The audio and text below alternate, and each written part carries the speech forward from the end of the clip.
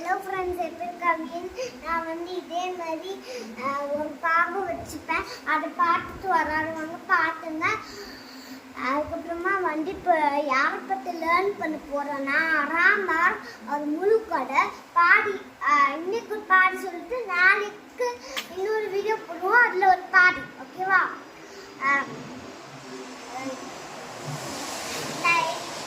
எக்ஸாம்னால என்னால் போட முடியல, ப்ளீஸ் திட்டாடுங்க. அதுவும் 2 நாள் எக்ஸாம்னால படிச்சுட்டு இருந்தேன். அதனால ப்ளீஸ் எனக்கு சப்ஸ்கிரைப் பண்ணுங்க, எதுவுமே கேட்காதீங்க. ஓகேவா?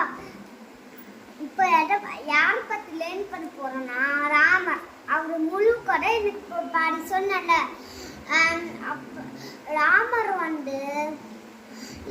ராமர் வனவாசம் போனதுக்கப்புறம் என்ன நினச்சிட்டு இப்போ சொல்கிறேன். ராமர் வனவாசம் போனோன்னு சீதையும் நான் கூட வரேன் அப்படின்னு சொல்லுவாங்க. லக்ஷ்மணன் கூட வருவா அப்படின்னு சொன்னார். அதனால யாரை ஆனால் லக்ஷ்மணன் கூப்பிடவல்ல, சீதையும் கூப்பிடவல்ல. ஆனால் அவங்க கெஞ்சி கேட்கறதுனால அவங்களையும் கூப்பிட்டு போயிட்டாரு. அதனால அவங்களும் வின்னாங்க. ஒருத்தி அரக்கி பார்த்தா வில்லன் ராவன், அவங்களோட தங்கச்சி, அவ பாப்பா ராமரை ஏற்கனவே லவ் பண்றா. ஆனா அவன் ஏத்துக்க மாட்டேங்கிறான், ஏன்னா அரக்கின்னு.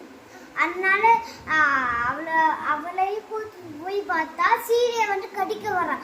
அதனால லக்ஷ்மணன் வெட்டிடுவான் அவளை மூக்கையும் காடையும்.